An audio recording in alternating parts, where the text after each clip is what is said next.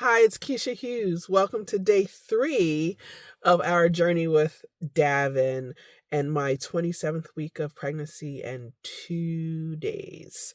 I am happy to report that there is life in my belly today and that Davin was on the move.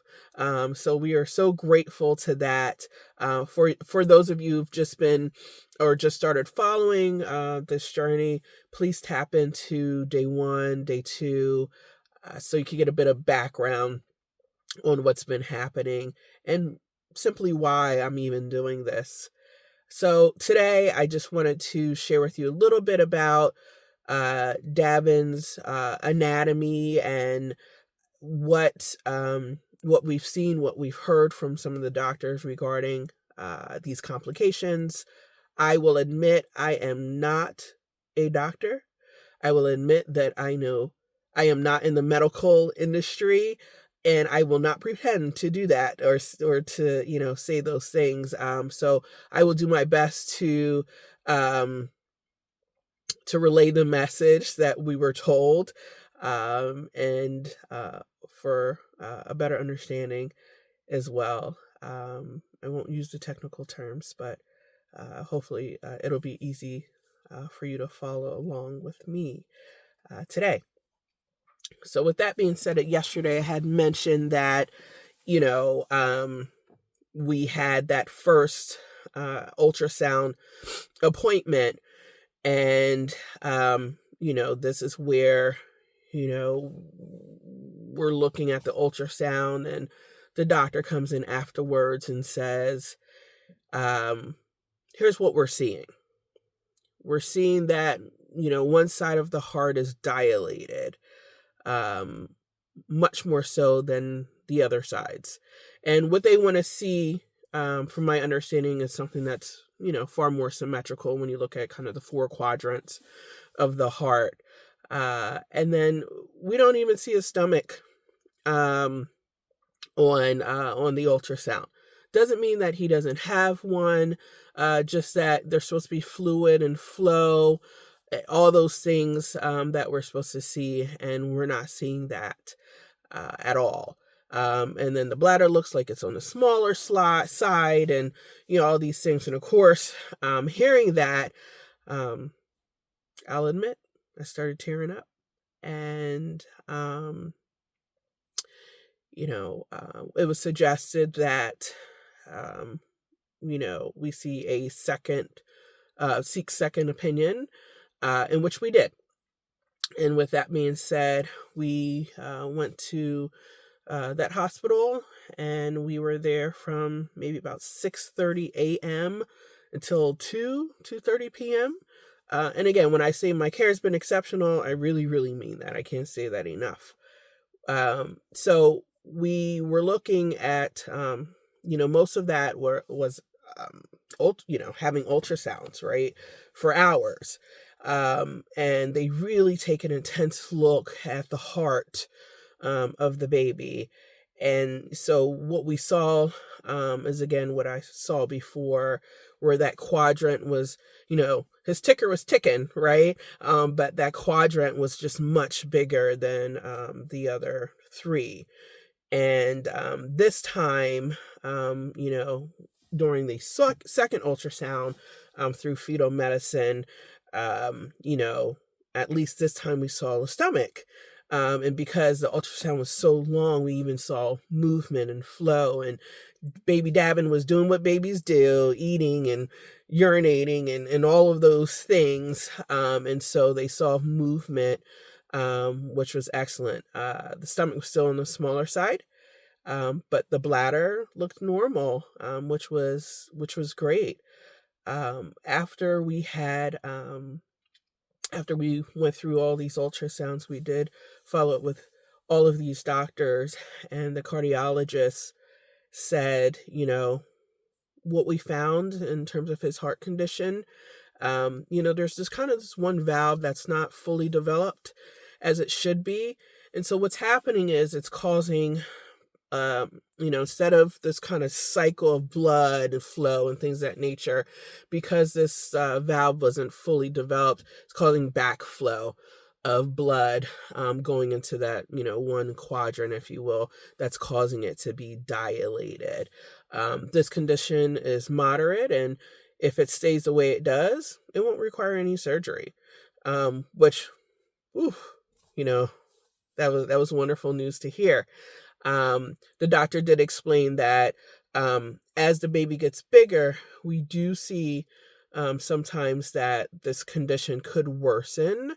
um and of course I asked, well, can it get better? And I was told, yeah, but it's rare. And so we'll just continue to look, at this heart. So 4 weeks later, we had a follow-up appointment, which was Friday, and that I referred to in a previous video. And you, again, not an expert, don't really know what I'm looking at. But, you look at the techs who are doing the ultrasound, and, you see, and compare what you saw weeks ago and what have you. And I will say, during this particular ultrasound of the heart, things did look a little different. So, sometimes they're looking at the blues and the reds and, all the oxygen and flow and all of that, and this time I saw a third color that was really pronounced, and it was more like a yellow. It almost looked like fireworks on a screen, when they're looking at the heart, when they're looking at all those things. It was just kind of sparks in between. And I was like, well, that's different. And so I wasn't really surprised once I spoke to the doctor. My husband and I spoke to the doctor afterwards that something was different. And that's when we were told that, this condition had far worsened than it was before. And because of what's happening now with the heart, now a lot more flow is restricted and just not cycling the way it should, which is causing all of these things. And, you know, let me just also just pause and say, we've learned that heart conditions and digestive disorders and things of that nature are very common with what they call T21 or Down syndrome diagnosis. So that's something that we had to learn ourselves as well. So this is when the doctor said, it's highly likely that he won't make it to 30 weeks given this heart condition. There's another set of, another doctor that we speak to is fetal medicine, and that doctor looks at everything else, right? And so with that being said, again, I'm not the expert, but you kind of become an expert as you continue to look at these things. And when we looked at that ultrasound, I did see a lot more black on the screen. And so, again, not surprised when that doctor says, hey, you have more amniotic fluid than you should. And that's something that they said could happen with this digestive, disorder, if you will, when things just aren't flowing as they should digestively, that it may cause an extra more buildup of amniotic fluid. And there's some things that they do in that regard. You may be wondering, well, what is that? How does that affect me? All these things. And so there is some effect, or could be some effect on me as the caring mother. Obviously, more amniotic fluid will show that I'm a little bigger, probably than normal. So most people think I'm having twins. I'm really not. It's just one boy. And it is a little bit more, a little uncomfortable. And then with the heart condition, it could cause me to have higher blood pressure. But I am happy to report I have not had any high blood pressure at all through any of my pregnancies, which has been a blessing, even through this one. So they still obviously want to monitor me very closely. And, because of all these things that are happening, they want to see us every 2 weeks now. With that being said, going back to fetal medicine, Um, you know, Davin's stomach was present, still on a smaller side. This kind of digestive, and again, there is a technical term for it, starts with the T. This digestive disorder, there's variants of it, there's different kinds. And so there's one in particular that's very, very rare and critical. And they felt comfortable to rule that out, that they saw enough of his esophagus to rule that out. And so basically this condition is, in our bodies we have two pipes, if you will, one for the trach, one for the esophagus. Never do those two pipes connect.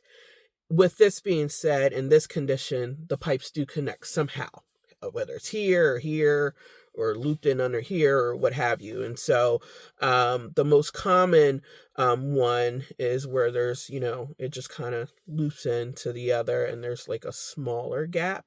And so what they would do, as soon as, when he's born, because they wouldn't really be able to fully diagnose whether he has this until he's born, which I now understand. But if he has this, what they'll do is cut that pipe and then they'll pull it together, the two pieces, and mend it. And then he would be in the hospital for at least a month of recovery, being monitored, things of that nature. If he had this rare one, which they, again, felt comfortable ruling out, he'd be in the hospital at least 6 months after birth, through, again, surgeries and just monitoring and things of that nature. So that's where we are. Again, happy to report that outside of that, Davin is normal in terms of, his size. He was 2 pounds for our last appointment, so in the normal range. His heart rhythm and heart rate has all been normal the entire pregnancy. So that's a good thing too. And so that's where we are today. My next appointment is April 24th. Again, I'll be doing these daily check-ins, so stay tuned for that report. And I'd just like to conclude with a picture of baby Davin so you can visibly meet him. I'll see you tomorrow, God willing, for day 4 of our journey. And in light of Good Friday, I'd like to talk about suffering, and I'd like to talk a little bit about crucifixion. And what I'm being reminded now of a declaration I made to God some years ago during crisis, and it's now being brought to the forefront of my memory now, regarding this journey. So check in. If you haven't, again, look at day 1, day 2, to see, why we're doing this, to hear why we're doing this. And thank you so much for just all your love and support. We really appreciate you.